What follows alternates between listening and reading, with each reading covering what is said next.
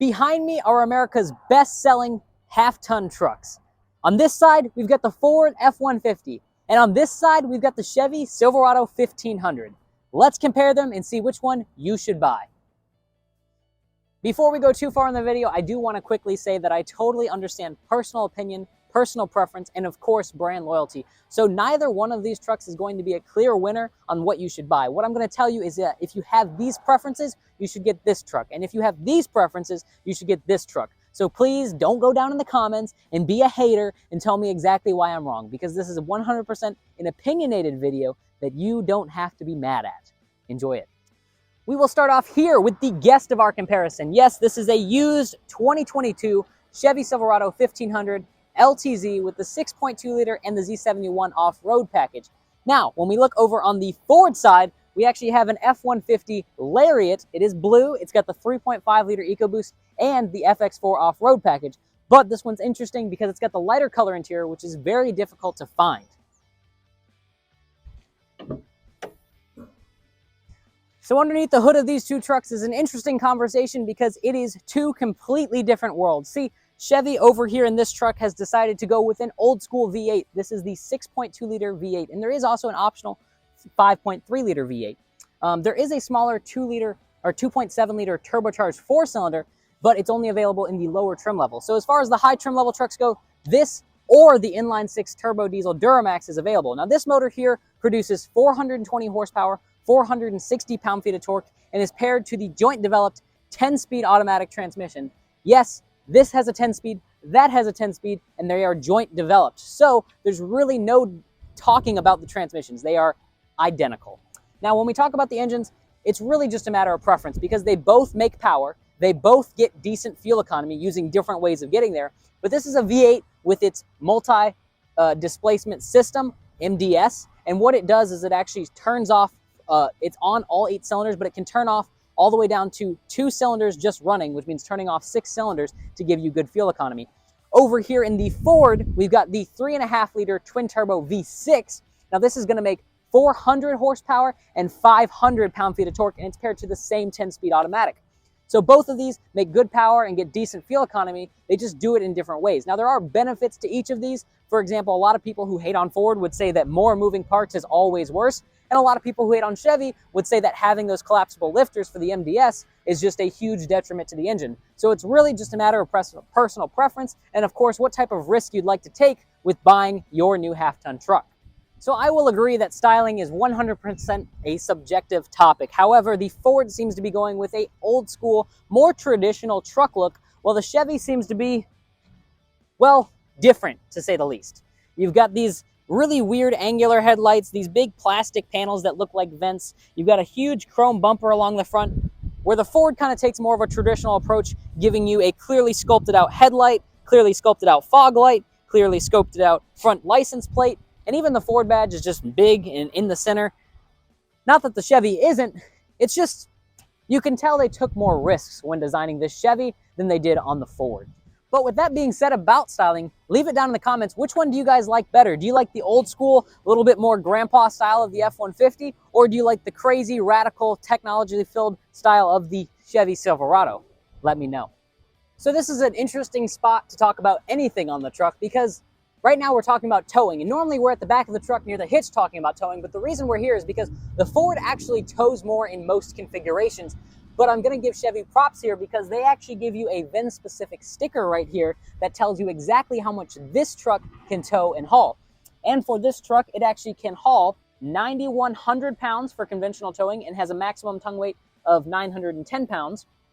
A total maximum payload of 1,660 pounds. So the stats on this truck, yes, it does have a 420 horsepower motor, but it can only tow 9,100 pounds. Part of that is the off-road package. Part of that is the gearing. Part of that is that this is an LTZ. Every option you put in the cab, you directly take from your payload and towing. Keep that in mind if you're somebody who is towing heavy with one of these trucks. That's why a lot of people will buy a 2,500 or even 3,500 truck, because when you get one of those trucks and a Lariat, you actually get a really decent payload in the bed, as opposed to one of these trucks right here, because when you think 1,500 pounds plus 2 people, you're overloading this truck. So, like I said, I'm going to give Chevy props for having this sticker, but overall, the Fords are going to tow more, at least from a tow rating perspective. One of the areas that Chevy and their owners love to point out is the cargo bed. Now this truck is equipped with the power up-down tailgate, but one of the things that Chevy really brags about in all of their promo material and some of their people do is that the bed has 9 tie-downs in it. There's 3 in each corner. I'm sorry, 12 tie-downs in it, because there's 3 in each corner. And quite frankly, I don't know how often you use the tie-down, but I don't know that having more tie-downs is genuinely a benefit. But I guess if you're somebody who ties a whole bunch of stuff down back here, those 9 tie-downs could technically be the difference. But I don't really think. I think it's more of a marketing term than anything else. But speaking of the bed, both of these trucks are available with a power tailgate. Both of these trucks are available with the plug in the bed. The Ford is the only one available with a full 7.2 kilowatt hour generator. However, you do have to get the hybrid version of that truck to get it. Both of these trucks are available with LED lights and, of course, bed liners, and both of them are available with bed view cameras. This one here is equipped with it. Now, one thing that is important to note is that on the Chevy, getting into the bed, they give you a corner step. On the Ford, they have their cool trick tailgate with its own step that comes out that I'll show you right now. Well, now it's time for the bed on the F-150. So this is the power release tailgate, just like we saw on the Chevy, but the Ford does something a little bit different back here, because here we have the Ford work surface tailgate. And this tailgate actually has measuring tapes and little areas for cups and pencils, and even these clamping points on the tailgate where you can actually clamp stuff to the tailgate, making it that much easier to actually do work back here. Now this one does already have a spray and bed liner, however, it is an option. It has 4 tie-downs with box link. Now box link is something you can't get in the Chevy, only something specific to Ford, and it is a whole accessory kit that locks right in with a key, so you don't have to worry about people stealing your stuff. Now this truck is equipped with the 2 kilowatt hour, so you can do up to 2 kilowatts out of these 2 house plugs. That is extremely helpful. That truck only has a 400 watt, so if you wanted to run a large saw or some nice lights or anything like that, you could actually do it in this truck without flipping the breaker, whereas in that truck, you'd be very limited on how much wattage you're allowed. Now this is the system for getting into the bed of the F-150. It is more comprehensive than that little bumper step that we saw in the other truck. However, I think long-term, this might have more moving parts. So if you're somebody who cares about a reliable tailgate, I wouldn't get either of these trucks because they both have power up-down tailgates. And let's be honest, if you're driving around a full-size truck, you really don't need one. But they're both extremely cool in their own way. Well, now it's time to get into the value proposition of both of these trucks. And unfortunately, the Chevy wins out in almost every trim level. But just because it's cheaper doesn't mean it's better. And this is where we're going to get into the politics and or personal opinions on both of these brands. You see, Ford has always been the bleeding edge of technology. They've always had the highest tow ratings, the highest power numbers, the highest payloads, and of course, the most technology in their trucks. But because of that, they're also more expensive. Now, if you care about where your trucks are built, this is where the Ford wins out because all of the Fords are going to be built in the US, whereas some of the lower trim level Silverados are being built in Mexico. So if you care about who's actually building the vehicle and what country they live in, that is where the Ford might be a better option. But overall, we've talked about the power delivery and how these two vehicles make power differently, and some of the benefits and pros and cons to both of them, and how this one costs less overall, but how this one offers more features overall. So what do you guys think down in the comments? If it was your hard-earned money, what would you spend? Would you spend the money on this LTZ, or would you spend the money on this Ford Lariat? Let me know. I'm excited to hear from you. And I also want to note, these are not cheap trucks. Both of these are heavily loaded up trucks, brand new. Both of these trucks are above $70,000. There are definitely some cheaper trucks out there. And with times as hard as they are, that's where vehicles like the Ford Maverick just seem that much better to get. So, if you need a half-ton truck, which one are you choosing? Well, you're probably saying, whoa, this can't be the end of the video. It's not, because now we're here in the back seats of the F-150, and we're going to talk about the overall features. Now, this one has the lighter brown interior, which is pretty nice. It's more of a khaki material. You flip it down, you've got 2 cup holders and an armrest. You do have a 12-volt. You've got USB-C and USB-A, as well as a 20-watt house plug. Once again, another useful plug that you can actually, I'm sorry, I said 20 watts. This says 20 amps. So 20 amps is actually a large amount of power. You could probably plug in an electric heater or a saw or a battery pack or whatever you need into that. We've also got air vents, cup holders, and seat back pockets on both of the seats. And one of my favorite parts about the Ford has to be the toddler cup holder that exists right here on the end. Now, this truck is equipped with the upgraded B&O audio system. It does not have a sunroof at all, but you can option a panoramic sunroof in this truck if you wanted it. Let's go head over to the back seats in the Chevy. Well, now here we are in the back seat of the Chevy, and there are some interesting touches back here that I do have to give some props to. For example, these 2 rear seats are actually heated. Not that it's not available in the F-150, but just that that Lariat over there doesn't have it. We do have a USB-C and a USB-A, no house plug or 12 volt like we're used to over in the F-150. We do have cup holders on top and seat back pockets on both of the seats. This truck is actually equipped with the only sunroof available, a front area sunroof. There is no panoramic sunroof, but they do have these conveniently cool packages that open up and reveal storage behind the seat. And then of course you can flip this down and reveal 2 cup holders and a nice comfy armrest. I do want to note quickly that this whole interior is overall fairly well put together and decent looking, but there is one piece of trim that I think everybody can agree we don't like, and it is this faux shiny plastic wood here on the doors. It just doesn't look all that good. I've seen people wrap it with like a carbon fiber wrap that you can buy for the back of a smartphone because of how bad this looks. So Chevy, please, if you're going to build a very nice luxurious truck, please make sure that the finishings are very nice and luxurious. Well, here we are in the front seats of the Ford F-150 Lariat. And it's a fairly nice place to be. It's very big, it's very open. One of the things that's interesting that a lot of people don't talk about the F-150 is the belt line. And what I mean by that is the belt line is where the windows go. And the windows in this vehicle actually are very low, which makes the glass very tall, which makes the interior feel a lot more open than it does in that Chevy, which is a preference or a dislike depending on whether, see, there's 2 views on that. Either you can see out of the vehicle and be comfortable because of that, or people can see in and you don't like that because you prefer privacy. So there's definitely 2 mentalities to both of these vehicles, and I understand both of their places. Now, about this actual interior, this one is equipped with power adjustable pedals. We've got all of our exterior lights as well as our side-to-side spotlights. There's the button for our power plug out in the bed. This does have 3-way power seats as well as, of course, power folding mirrors. We have auto front on the front 2 windows. Back windows are non-auto. B&O speaker grille. Full digital gauge cluster, a nice leather wrapped steering wheel with all of our safety systems included on it with our adaptive cruise, lane keep, and of course all the rest like blind spot monitoring and Ford's Blue Cruise, which is available on the super high trim levels. This truck does have the nice big 12-inch display for infotainment. It does have wireless Apple CarPlay as well as Android Auto, and it does have the cloud-based navigation. Both of these trucks have cloud-based nav, so if you're not a fan of that, unfortunately, they really don't have an option for you. But there is Apple CarPlay and Android Auto, which I think for most people is probably going to be adequate. Now, this does have heated and cooled seats and finally a heated steering wheel again.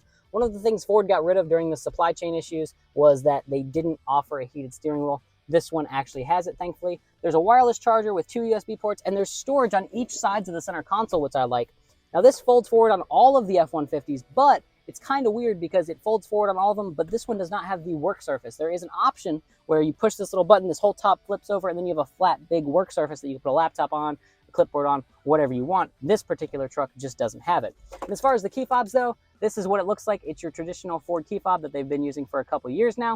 It says Ford on the back. It's got your tailgate release as well as lift. It's got your alarm, your lock, your unlock, and your remote start. And it is a passive key, so you can leave it in your pocket. But there's also the Ford Pass app you can use to remote start, lock, unlock, see all your maintenance history, get any codes read, whatever you need, all through the app. And this truck, because of it being the FX4, has skid plates, off-road struts, and then, of course, downhill assist control. And this one does have dual glove boxes. The driver's or the glove box is lockable along with this center console. So if you need those to be lockable, that's something I think you can only get in the Ford. Let's go check out the Chevy and see how it compares. So here we are in the front seats of the Chevy, and we have some big, beautiful displays in this vehicle. We've got a digital gauge cluster right in front of us. This one is actually equipped with a heads-up display. It is an option in the F-150, however, that particular truck does not have it. We also have paddle shifters in here, which is not something you can get on the F-150. This one does also have a heated steering wheel and heated and cooled seats, just like that truck. Both of these vehicles have a trailer brake controller, lane keep assist, adaptive cruise control, but this one has an interesting thing over here because the parking brake is up here on the dash. They're both electronic, but the button is kind of weirdly placed. Now, as far as windows go, they're auto up-down on the front too, just like we saw in that truck. There's only 2 memory seats instead of 3 memory seats like we saw in that truck. Same thing with this screen. Cloud-based nav, not a fan of it. After it goes dead, you really can't use it. But, once again, wireless Apple CarPlay and Android Auto. Dual zone automatic climate here, of course, USB-C, USB-A, and an interesting button that I'm not really sure if I'm a fan of. This button here will actually roll down all 4 of the windows, but it won't roll them up. I don't really know what that's for. I don't know if that's like the car went into a river and you need to get out or what. I don't understand it. If you know what it is or why they developed it, please put it down in the comments. I'd be happy to find out. Now, it also does have downhill assist because this is the Z71, so same thing kind of in that FX4 package as far as skid plates, different dampers, more aggressive tires, and the downhill control. Now, funny enough, on the Chevys, the 2-speed transfer case high-low is not standard. When you get one of the lower trim level trucks or even one of the non-Z71 trucks, you're only going to get a 1-speed transfer case, which is kind of silly. It's kind of funny that they cost cut in that way. But one of the other things that they cost cut around on this truck was actually the sunglass holder. It's kind of funny that you buy such an expensive truck and you don't even get a sunglass holder. But I guess there's other storage elsewhere. For example, we've got this big center console with a wireless charger tucked right here. It's actually a convenient spot because you can quickly grab your phone if you need to. And then, of course, there is actually a house plug in this center console. It doesn't have a wattage rating on it, so I can't tell you exactly how many watts it is. But there's a USB-C and a USB-A in here, as well as an LED light. Now, right here are 2 cup holders, an electronic shifter. Both of these vehicles have an electronic shifter. I'm not really a fan of these shifters. I much prefer a mechanical one, whether it be on the column or down here, but it's what they give us. Now, I do like that they give you a nice big physical volume button, but what I don't like is that in the Ford, it's very much a traditional vehicle with your row of radio controls and then your row of HVAC controls. Now, this one isn't terribly off, but the fact that it's not the traditional formula that everybody has become used to in the last 20 or 30 years of getting into a vehicle makes it a little more clunky to use. If you've never been in this vehicle and you just hop in and try and use it, these buttons are a little weird because you've got a big home button, a big volume knob that also has a power sign on it, and you don't really know what to do with it. And when you look at this UI, this is Google UI. You can currently get Apple CarPlay and Android Auto, but if you're comparing this to a 25 or 26 Silverado, the rumor is that they're not going to be doing Apple CarPlay and Android Auto, that they're trying to go against the status quo and just use everything Google proprietary. We'll see exactly how that plays out with time, but let me down in the comments, what do you guys think? Do you think that Google and Chevy are going to be better than Apple CarPlay? I personally have my doubts, but I'm interested to see what everybody else thinks. Let me know down in the comments. So what do you guys think? Would you get the Chevy or would you get the Ford? Me personally, I work at the Ford dealership and I know what type of deals you can get. So I'm going to get the Ford because Ford is one of the only manufacturers that allows you to stack private offers, rebates, and promotional financing. I have never actually sold GM products, so I can't say indefinitely that that's the case, but I have sold many other brands, and I know that most brands don't allow you to stack multiple incentives. So as far as deals go, you can probably get a great deal on one of these 23s when you add rebates, promotional financing, and any private offers you may have. But we know from a starting MSRP, the Chevy is going to be more affordable. Now, whether or not which one offers more technology is kind of a debate. It's more a question of which area of technology is more important in a half-ton truck. For example, this has more technology when it comes to hybrid, and especially with that 7.2 kilowatt-hour generator. In an area like here in South Louisiana, if you get hit with a hurricane and you don't have a generator, that can be a big detriment. So for somebody who absolutely wants that safe and assurity of that 7.2 kilowatt-hour generator, you can only get it in the Ford. But if you're somebody that wants the old school reliability of a V8, well, the Chevy's one of the few brands still offering a V8. Almost every other brand has gone to some sort of Turbo 6 or hybridization, or even in Chevy's own case, going more with the Duramax diesel as far as pushing it up the ladder for more people to buy. Well, let me know down in the comments. Thank you guys for watching. If you like these videos, make sure to physically like the video. And if you're liking the channel, make sure to subscribe and make sure you hit the notifications bell. Research shows that if you hit the notifications bell, subscribe, and watch, you're actually going to see it in your feed. If you only subscribe, don't watch, and don't hit the notifications bell, you're not even going to see it in your feed. So it's paramount that if you want to see more of my videos, that you do those 3 things. And on top of that, if you guys are looking for a new vehicle, whether it be used or new, I do sell vehicles, so feel free to give me a call, shoot me a text. Even if you're out of state, I'm more than happy to send these wherever you guys want. I hope you've enjoyed the video. I hope I haven't been too much of a promo salesman for either of these brands or vehicles. And hopefully you guys have just enjoyed this content. Thanks for watching. I love you guys so much. And now, late video lighting nerds. The Ford is up first. Let's see exactly what those lights look like on this truck. I'm going to do low beams first. Make sure we got our fog lights on. If our headlights will cooperate. Oh yeah, that's right. This is a Ford. We got to, well, play with it a little bit, but we got it. Let's see. There's our low beams with our daytime running lights and of course our fog lights. Let's do the high beams and see what those look like. There we go. High beams on. And look at that. 2 nice high beam lights. Let's check out the LED taillights on this truck as well while we're here. Here's your nice FX4 badge. And of course you can see LED taillights look pretty good there. Let's go check out the Chevy. See exactly what type of lights we got going on over there.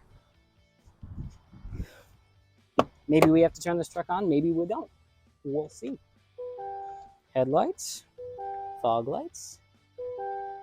Ooh, weird. We don't get an indicator for our fog lights. At least I don't see one. Maybe I need to start the vehicle. Let's see if they're on. This is the fun of late video lighting nerds. It's candid. We don't really know what's going to happen. Fog lights are not on. There they are, but yeah, there's your high beams. Or, I'm sorry, regular low beams. Tail lights, it's kind of sunny, so you probably won't even be able to see them when they're on, but they're LED bars right there. Yep. And let's go check out those high beams. Well, high beams on the Chevy. And there it is, nice and bright. Well, guys, which one has better lights? Let me know down in the comments. Look forward to finding out. And have an amazing day. Thanks for watching for real this time.